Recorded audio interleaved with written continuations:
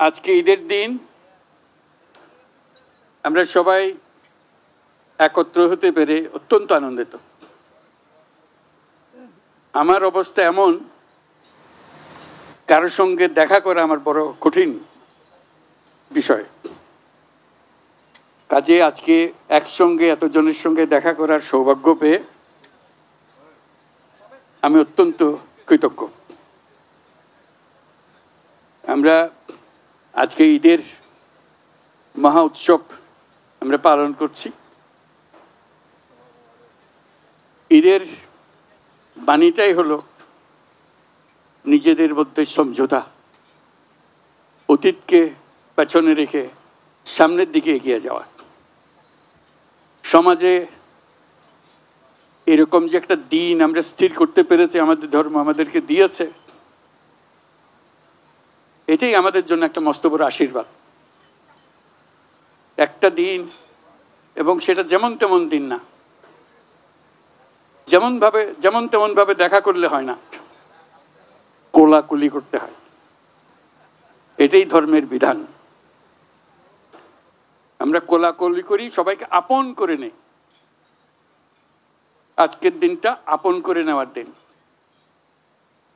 আমরা সেই বাণী আমাদের মনে ধারণ করে প্রত্যেকে যেন পরস্পরকে ধারণ করি। যত রকম দূরত্ব ছিল সেই দূরত্ব থেকে আমরা সরে আসতে পারি। এটি সমাজের মঙ্গল, যে কোনো সমাজের মঙ্গল। সেই সমাজের মঙ্গল আমরা যেন আগ্রহ সহকারে নিজেদের মধ্যে আত্মস্থ করতে পারি। সেই জন্য এবারের ঈদ অত্যন্ত গুরুত্বপূর্ণ ঈদ, যাতে আমরা পরস্পরের কাছে আসি, পরস্পরের দূরত্ব থেকে আমরা সরে আসতে পারি, জাতিকে সমাজকে ঐক্যবদ্ধ করতে পারি। কারণ এই ঐক্যবদ্ধ হওয়াটা আমাদের জন্য, এই সমাজের জন্য বিশেষভাবে জরুরি। সেটা যেন আমরা অর্জন করতে পারি।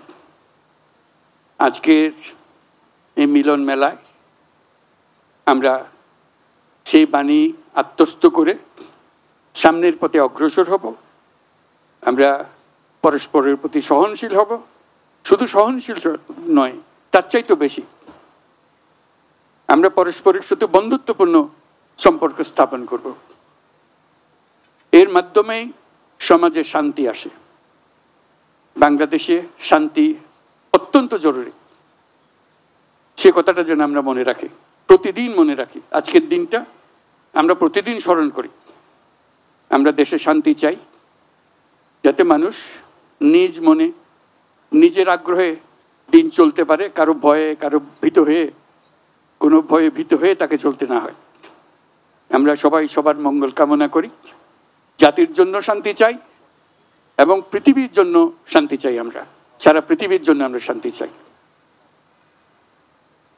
Your Excellencies, I'm just emphasizing that this is a day for unifying the nation, unifying the people, so we can overcome all our distances, all our differences, and build up unity among us.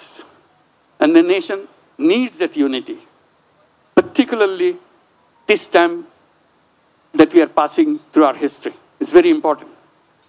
So I hope you will help us to build this unity and move forward. Bangladesh deserves more. Bangladesh has a future which has not been explored. We want to explore that. We want to make that future come true. So that's where it begins, unifying the nation, building the nation to move forward. Let's do that. Thank you very much for your patience. Eid Mubarak again. Thank you.